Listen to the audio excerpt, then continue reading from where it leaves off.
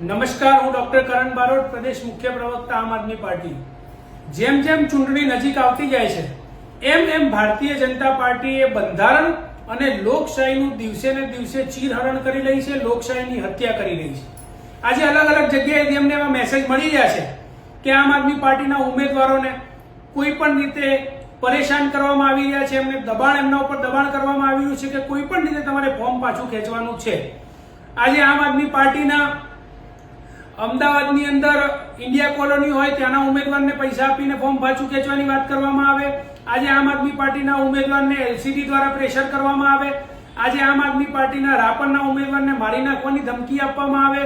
આજે આ જ પ્રકારે અન્ય બધી જગ્યાએ આમ આદમી પાર્ટીના ઉમેદવારોને કોઈ પણ રીતે દબાવવાનો પ્રયાસ અને ફોર્મ પાછું ખેંચી લેવાનો પ્રયાસ ભારતીય જનતા પાર્ટીના ઈશારે પોલીસ તંત્ર અને અધિકારીઓ દ્વારા કરવામાં આવે છે।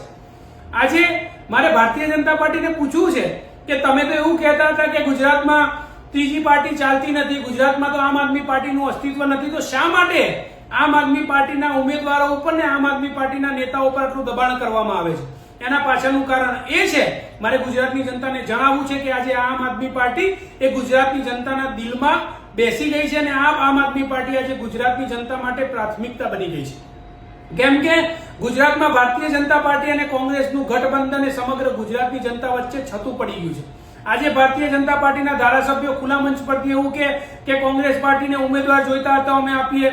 આજે ભારતીય જનતા પાર્ટીના નેતાઓને ઇન્ટરવ્યુની અંદર ખુલ્લેઆમ વારંવાર કહેવું પડે કે લડાઈ એ ભારતીય જનતા પાર્ટી અને કોંગ્રેસ વચ્ચેની છે, કેમ કે કોંગ્રેસ તો મેનેજેબલ છે। આજે કોંગ્રેસના નેતાઓને એવું કહેવું પડે કે વોટ ભાજપને આપજો પણ આમ આદમી પાર્ટીને ના આપતા।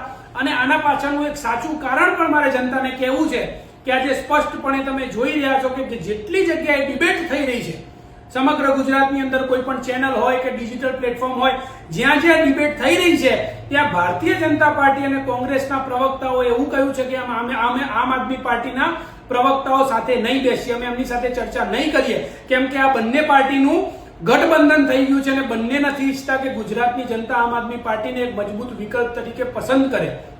એટલે જેવી રીતે ગુજરાતની જનતા માટે આમ આદમી પાર્ટી આટલા વર્ષોથી લડી રહી છે, આમ આદમી પાર્ટીના નેતાઓ અને કાર્યકર્તાઓ પર 150 થી પણ વધારે એફઆઈઆર થઈ, તેમ છતાં અમે જમીન પર લડી રહ્યા છીએ। પરિવારને છોડીને નાની ઉંમરના છોકરાઓને હેરાન કરવામાં આવી રહ્યા છે। કોઈ પણ રીતે જે ઉમેદવારોને યુવાનોને આમ આદમી પાર્ટી એક તક આપી છે તો એમને પણ હેરાન કરે છે। ત્યારે આજે ગુજરાતની જનતાએ સમજવાનું છે કે આ ભારતીય જનતા પાર્ટી અને કોંગ્રેસના ગઠબંધનને હવે જાકારો આપવાની જરૂર છે ને એવા લોકોને આજે સમર્થન આપવાની જરૂર છે કે ખરેખર ગુજરાતના યુવાનો માટે લડે છે।